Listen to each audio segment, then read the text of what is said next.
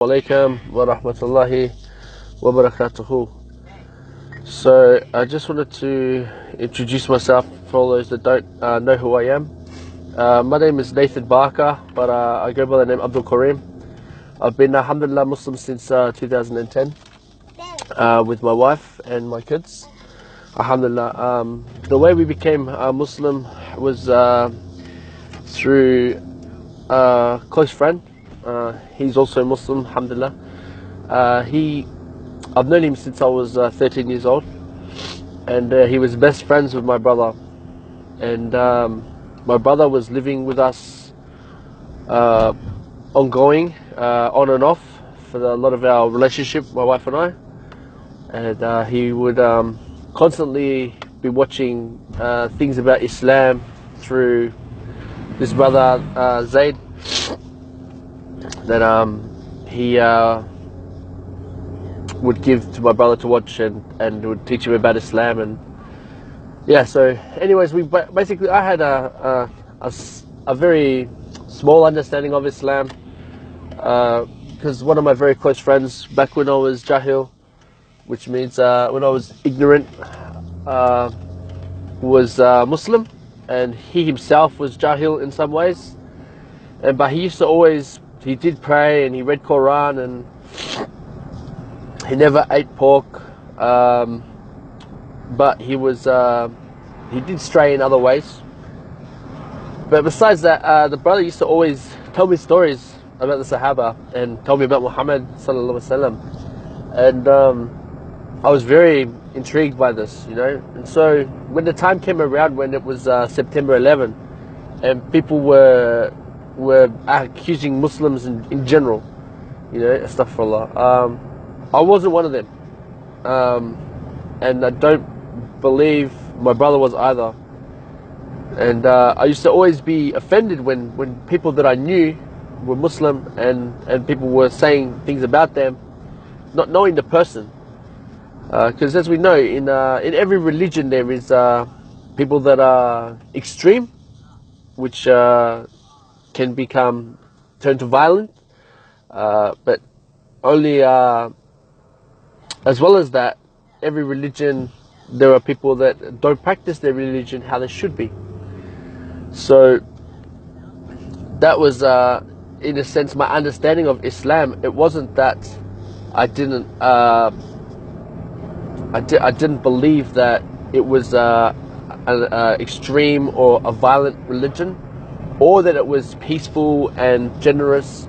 My understanding of Islam was very, very limited, but it was the fact that it wasn't for me at the time. I was like, there's too much rules, too much this, too much that, and I was very trapped in my way. If I wanted to eat something, I'd eat it. If I wanted to drink something, I'd drink it. And I was very stubborn, very stubborn. So anyways, in 2010, my brother, he became Muslim, alhamdulillah, but he doesn't practice, make dua for him. And he was watching a DVD called Arrivals. Now, this DVD was going around, it was very popular. And this DVD, in fact, I had it for over a year. And a friend of mine gave it to me 1 year beforehand, and I never watched it. I just put it in the CD rack. I said, I'll watch it one day. Anyway, so my brother watched it, and he was like, you need to watch this, man. You got to watch this. So I watched it with my wife. And at the time, I was working 7 days a week, and at the time, I was drinking and smoking and going to nightclubs and all the things I shouldn't be doing, because at the time, that's what I believed was, normal. That was fun. You grow up in a family, a westernized family. You grow up, you're around drugs, you're around alcohol, you're around smoking, and it's normal. Which there's got to be a problem with that. People must see a problem in that the children are getting drinks for them, or getting smokes for them, going to the shop and buying smokes. These are all stuff that I did when I was a kid for my dad. Go to the shop and get smokes for him. To the point where then I was making notes for myself, and I'd go buy smokes for myself. So, but the point being is that initially is that this is like normality in the westernized families. And this is the majority, not the minority. This is the majority of any westernized family, and even some Muslim families as well. You know, subhanallah, may Allah guide these families. But besides that, so as I say, 2010 we watched this DVD, and in this DVD in particular there was some details about society and the corruption within it. And a lot of the stuff we already pretty much were aware of, in which case it pretty much just clarified what we knew. But as well as that we were learning about other things that I knew about Islam already, but as well as other details that were unknown to me, especially about, you know, Isa alayhi salam, Jesus, peace be unto him, and the fact of him being born on the 24th or 25th or something. But then it went into detail. It goes into, like, there were other deities that were considered to be born on the same day, and it turned out that pagans, they believed that the actual sun itself was born on that same day. So this made me question a lot to do with the concept of Christ's birth. But that wasn't an only issue that I had. See, for me, like, being Christian background, my mum took me to church, I was in the choir and all these things. I used to question a lot of things because, you know, for starters, my mother, you know, may Allah accept her. Alhamdulillah, she accepted Islam 1 year before she died. She was raised as I believe it was a Baptist Christian. So she traveled around in a band with a family, and, you know, they did that. That was what they knew. That was their way of praising Allah. That was a way of praising, you know, they believed that's how their way was praising God.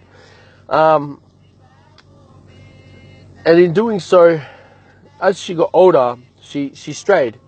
And so my mother, she didn't lead a very good older life for a long time. She was into drugs, into alcohol, all these things. And so as a kid, like, living with her, I used to question a lot of things because she did a lot of zina. She was like fornicating. She was with different men and all these things. And but as well as that, she was a big drinker. She was into drugs and all these things. And I would learn at church, and I would learn at school, you know, that Christ died for our sins and blah, blah, blah. All these things to do with, you know, that we should be better people. And I used to look at my mum. I was a very young boy. I used to look at my mum and say, you know, to myself, like, if Jesus died for the sins of us, then why is my mum, why is she still sinning? I don't understand. And I could never understand. And then I used to, so anyways, yeah, so I was after that, I was a little bit of a naughty kid, so my mum sent me away to live with my father.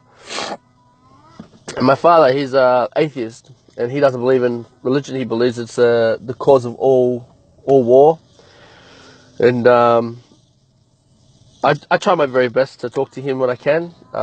But initially, with that, he raised me as a good man. He raised me with morals and manners and all these things. You know, may Allah guide him. And in doing so, I was raised in a way that, because he was a little bit aggressive. But his way of raising me was what he knew. It was how he knew to be a parent. It was to rule with iron fist, as you would say. And it kind of made me stray a lot when I was older. And yeah, so when I strayed up, you know, myself, I got into drugs and alcohol and all these things. I ended up with my first kid when I was 15. You know, my daughter, which I love her to death. And you know, she took Shahada as well when she was 14. You know, so I pray for her every day that, you know, Allah will guide her. Excuse me. But yeah, she's not on the path of Islam, and I pray that she will be one day. But yeah, so my life was, it led in this direction of false hope, and, you know, no direction. And then yeah, so when I watched this DVD with my wife, I was working at the time I was working 7 days a week. I was on the around the clock shifts. And we watched the DVD. It took us, it's an 8-hour DVD, and it took us 2 or 3 weeks to watch it. And it's because we were watching it throughout the night. We watched it when we had the spare time. And it was at the end, we both agreed on everything that we'd come to understand, that we'd learnt about Islam, that we'd learnt about our belief, that we learnt about the society and the history, and we both agreed on it. And she said to me, look, I'm convinced I'm going to become a Muslim. And I said, look, I'm convinced too, but I'm just not ready to do it. And then her exact words were, if you're going to go to hell, I'm going to come with you. And that just like made me realize how much she loves me, and you know how selfish I was being. And so I said, okay, you know what? No, I'm gonna become a Muslim as well. So we did, and we took it in steps, you know. Alhamdulillah. So yeah, we stopped eating pork. That was the first thing we did. I stopped drinking, but I was not socially drinking as much. I stopped. We tried to stop listening to music and all these other things, but more so, it was 1 year later when the transition came. Allah gave us Hidayah. We were on a family reunion in New Zealand, and the 2.5 weeks that we were there, it was just my wife, me, and 2 of our kids, because Vanessa couldn't come. Her mum wouldn't give her a passport. Anyways, so yeah, she came. We went there, and we realized how much we'd be missing out on time with the kids. Like I was a workaholic, working all the time just for money, you know, and there's no real happiness there. And my wife was working all the time as well. It was just for money. We were paying bills. We had money. We could buy whatever we wanted, you know, go out whenever we wanted, but there was no real happiness there. So anyways, that 2.5 weeks we spent with our kids, we were like, man, we miss so much with these kids, you know, they're so amazing kids. You know, and spending time with each other as well made us realize how much we love each other and the time we have with each other and stuff. So while we're on the holiday, the second to last day, I got a phone call from my employer, and he sacked me while I was overseas. He made me redundant. His claim was that there wasn't enough work to keep me on, but then the bastard ended up putting someone on a week later. Anyways, khalas. So that happened, and then after that, when we returned to Australia, my wife's my daughter's mother ringed me up and suggested that I take custody of my daughter because she couldn't handle her anymore. She was too much trouble. So then after that, we got a phone call from my wife's grandparents about her father had been admitted to hospital. He had a heart attack, and he had to get bypass surgery. So as well as that, not long after, we got another call about her grandfather, which he had received a stroke. Now, any believer knows there's no such thing as a coincidence. Now, we're talking four things took place within 1 month. Now, that was the kick in the backside that I needed. That was the Hidayah, I believe, from Allah subhanahu wa ta'ala, that drove me to be the person I am now. So from that moment, we pushed ourselves. We started to pray. We learned the prayer. We did this. We did that. Fasting. We did our first Ramadan. Everything. I started going to classes, meeting more brothers, and you know. And then one brother, Shafiq, may Allah reward him, he took me to one place in Dandenong, and he introduced me to Dawa. And ever since that day, I've been in love with giving Dawa. I mean, I give Dawa to the people at the shops. I give Dawa to people who come to the doors. The Jehovah's Witness comes to my house to give me a flight. They live with the Quran. This is what I'm talking about. This is how I do my Dawa. I was running a table with brother Shafiq for some time. Then things happened where he couldn't do it anymore. So then I was running it. And then I had brothers coming with me, coming and going. But no one had the dedication. For some reason, no one had the same dedication that I was having towards Dawa. Then I got to a point where I was doing the table every single week by myself. And so I was working all week, and then I was doing Dawa every Sunday. I was neglecting my family. So then I realized that, and I started to go every second week. And then by going every second week, I started to lose the drive. And then there was some time where I was like, I didn't even want to go. I was like, man, no one's listening to me. And I had this hurting, my heart was sore, you know. I felt a lot of pain that no one cared. And that's why one day I was almost ready to give up on Dawa, man. Like, I had that passion, but not the drive to go to the market anymore. And one day I was at the mosque, my local mosque, and I was walking out, and I seen that there was an advertisement for a Dawa workshop. And I'm like, subhanAllah, that's got to be qadr of Allah. Like, the fact I feel the way I do about Dawa, but I've been hurting so much, and now there's this opportunity. So yallah, I went to it. And I met the brothers from Aria. I met brother Wasim. I sat there, I was there for 2 days doing this Dawa workshop. And Al-Mubarak, the brother, mashallah, has been studying a long time and knows a lot, you know. It was very inspiring to me. So, alhamdulillah, after I finished there, I started going down with them, you know. And while I was going to Dawa with them, I was also going Dawa with Al-Sunnah wal Jama'ah Southeast. I was going to Mind Body Spirit Festival and doing Dawa there as well. But while attending Dawa, I started to get the drive back again. So, alhamdulillah, I started returning back to the market. And then, and then since being at the market, other initiatives started taking place, you know. Like, I felt like reverts, like myself and other reverts were, you know, having troubles with Islam and learning the religion and, you know, not receiving the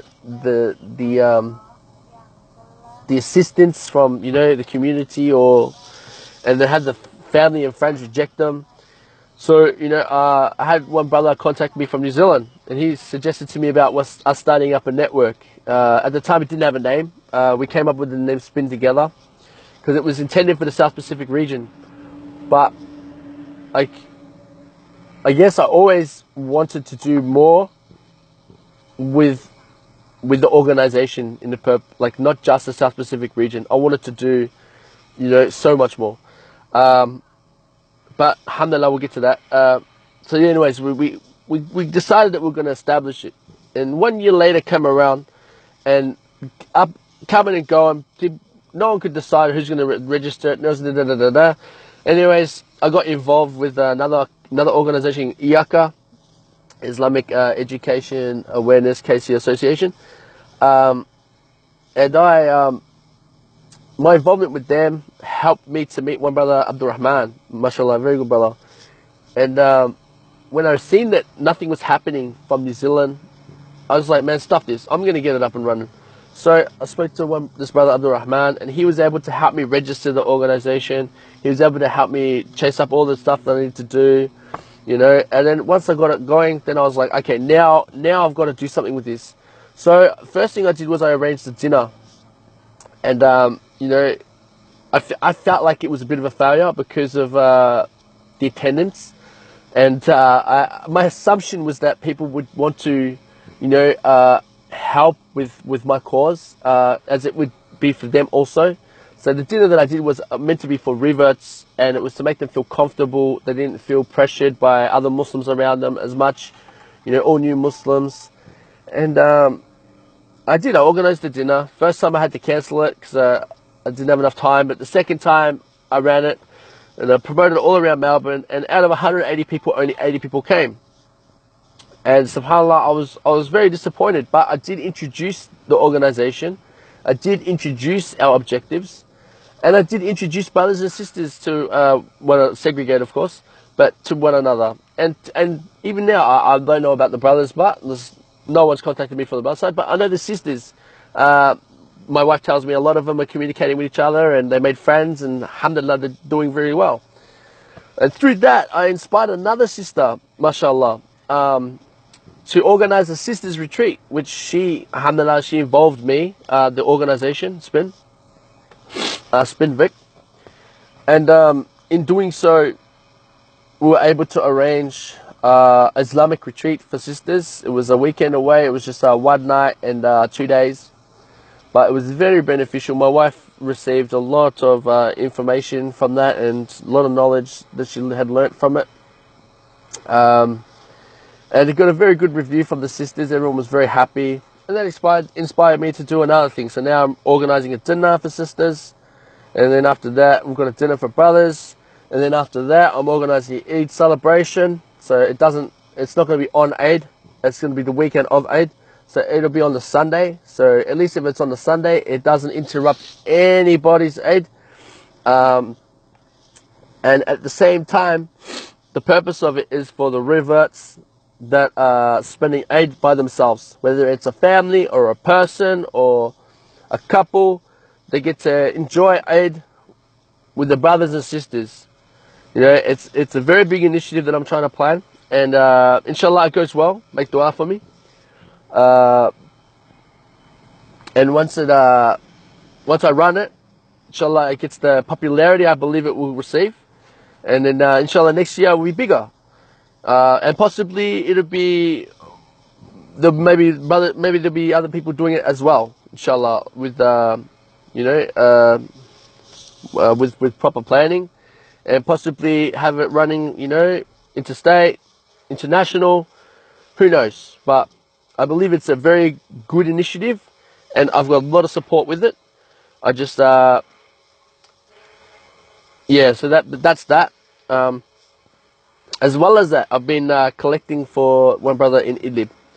And you've all seen the videos and pictures he's been sending me, some horrific things, man. May Allah make it easy on them, protect them from harm. But,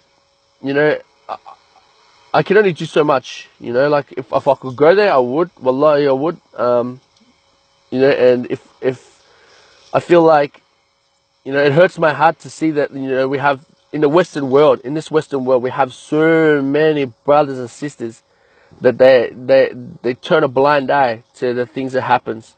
It's like it's not them, so it doesn't matter. But when Rasulullah, he says, we should want for our brothers what we want for ourselves. And then there's other hadith that mention that we should want better or more for our brothers and sisters than we want for ourselves.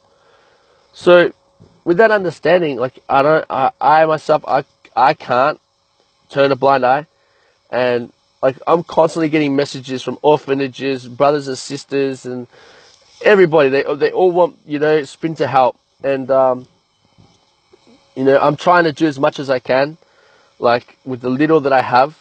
My primary focus is at the moment is this brother in Idlib.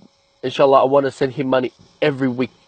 At least, like I said, at least if they're going through such suffering and they're enduring so much tragedy, at least let them have a full stomach, man. At least let them have a stomach full. It's not much to ask these people. Like our brothers and sisters are suffering, man. And it's not just this lib, but and I know there are so many organizations that are doing international aid, and mashallah, may Allah reward every single one of them and everyone that contributes and everyone that is involved. But this in particular, these campsites, in particular, the brother that I've been dealing with, alhamdulillah, this brother, he puts his life in danger every time he goes. And alhamdulillah, this brother, every time I send him the money, he goes and buys the food, and he gives them the food.